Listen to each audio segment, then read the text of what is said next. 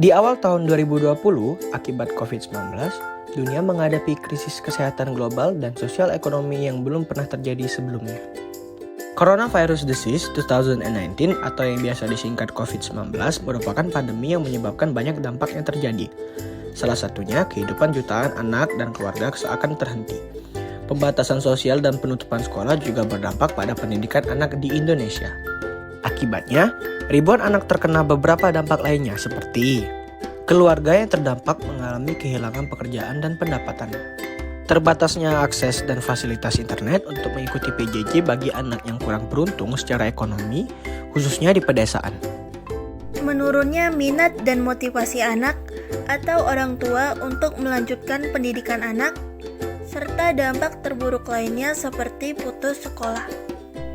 Di Indonesia, anak-anak dan remaja yang dikabarkan putus sekolah akibat dampak pandemi COVID-19 hanya mencakup 1% atau 1.243 dari 123.235 anak.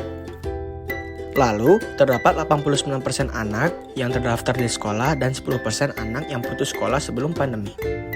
Dari 1.243 anak yang putus sekolah, keadaan ekonomi dalam keluarga adalah alasan utama untuk 70% anak-anak dan remaja yang putus sekolah akibat pandemi COVID-19. Kondisi ini mungkin dipengaruhi oleh penurunan pendapat rumah tangga akibat PPKM.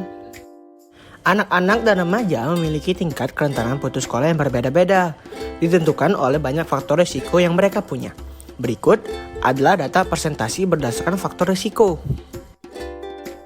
52% unpaid work, 31% akses perangkat HP yang terbatas, 28% mengasuh adik, 14% kurangnya pengawasan tenaga pengajar, 13% bermain sepanjang hari, 12% orang tua yang berencana untuk menarik anak dari pendidikan, 3% menikah, 1% paid work, dan 1% anak dengan keterbatasan. Unpaid work adalah faktor risiko yang dapat mendorong lebih dari separuh anak-anak dan remaja yang putus sekolah. Anak-anak dan remaja penyandang keterbatasan atau disabilitas 2 kali lebih mungkin memiliki 2 atau lebih faktor risiko dibandingkan anak-anak dan remaja lainnya, sehingga berisiko lebih tinggi untuk putus sekolah karena pandemi COVID-19. Dapat dilihat pada distribusi geografis berikut. Di Indonesia bagian timur menempati persentase tertinggi dari anak-anak dan remaja yang memiliki setidaknya 1 faktor risiko putus sekolah, seperti di Provinsi Papua, Papua Barat, Nusa Tenggara Timur, dan Maluku.